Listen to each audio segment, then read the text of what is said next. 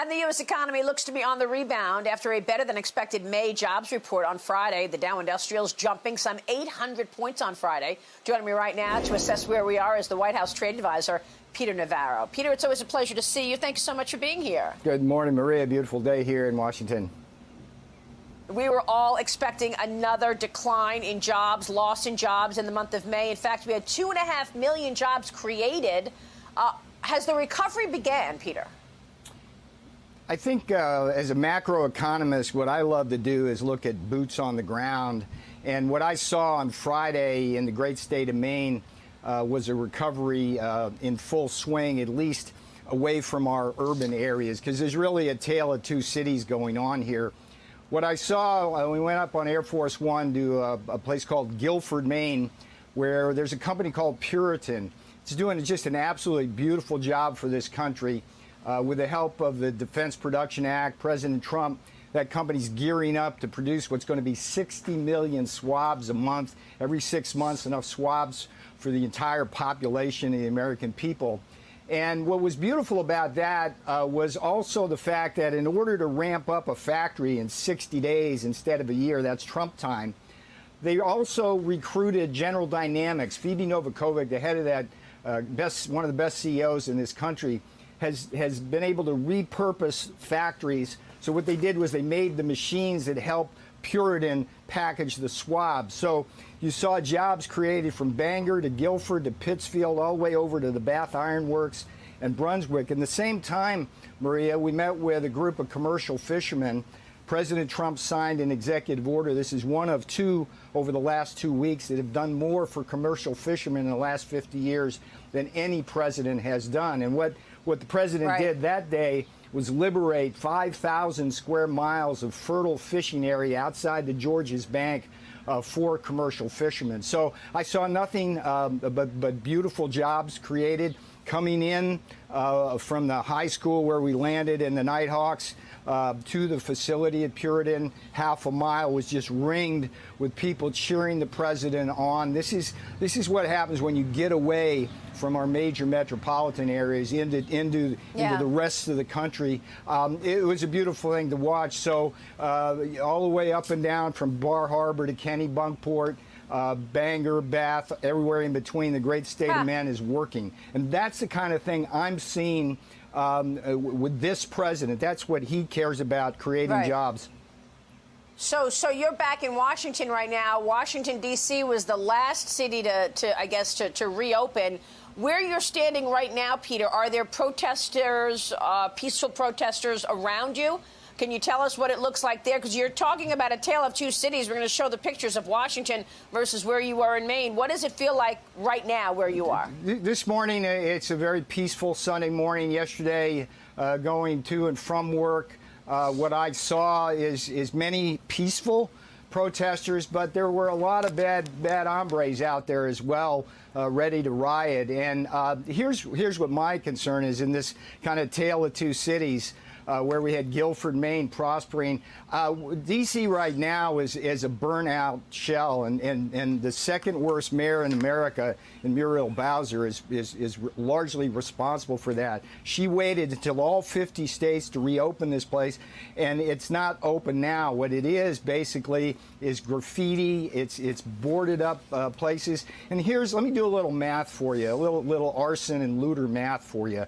When you have an arsonist burn out a small business, that's 100 jobs that are destroyed, not just inside the enterprise, but along the supply chain. When you have a pack of animals go in and loot a big store, that's thousands of jobs. And if you add that up, Maria, in the math, over the 16 major metropolitan areas where the National Guard has had to be deployed, that's almost 2 million jobs that are being impacted at a time when China has put 40 million Americans out of work and killed 100,000 Americans. And so the point, I think, here is that this is a time to be opening our businesses, not bringing them down, not turning our major metropolitan areas into theme parks for arsonists and looters. And I blame China for a lot of this because if you think about what happened in the 2000s, Maria, China, with its unfair trade practices, destroyed factory towns one after one throughout the Midwest. What China's virus is doing, and they unleashed this on the world, and your show has been one of the few brave enough to cover that story.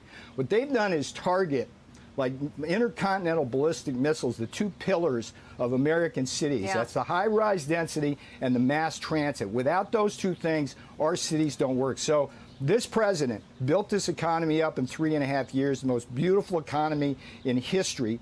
We can do it again, but we're going to need our major metropolitan areas to get back to work. Right. And when I look around at this city with Muriel Bowser, it's not happening anytime soon. And you write that today in an op-ed on FoxNews.com talking about China and its culpability. China has exploited the coronavirus pandemic to advance its strategic interests. And you write throughout, look, we have seen a real impact from all of this this year. And of course, you just said even the protests are worsening it, 2 million jobs affected. So I guess we have to get the manufacturing base fired up in this country. It's been the services part of this economy that's gotten crushed by this shutdown.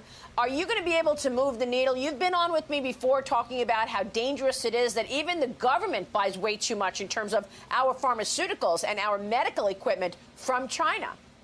Well, let's be clear what the Chinese Communist Party is doing right now. Behind this crisis that they foisted on the world, they're sinking ships in the South China Sea. They're invading India. They're trying to steal our vaccines. And I know I'm going to be criticized for what I'm about to say right now, but I would like to see at least one sign out there that says China lied, Americans died. Because the bigger context here, as we struggle to get back to full economic strength, is that China has a plan to take us over and take the world over. That's not hyperbole. All you need to do is look at what they're doing, what the reaction is. Let's remember what they did.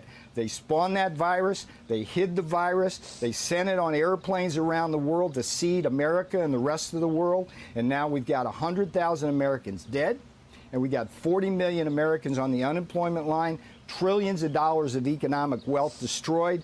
And Maria, your show does such a good job highlighting this, but I'll bet you a lot of money that none of the other Sunday shows today are even going to mention the word China, when in fact, this is something that we as a nation have to grapple with. This is something that this president right over there has done in terms of standing up to China, the first president in ever to do that.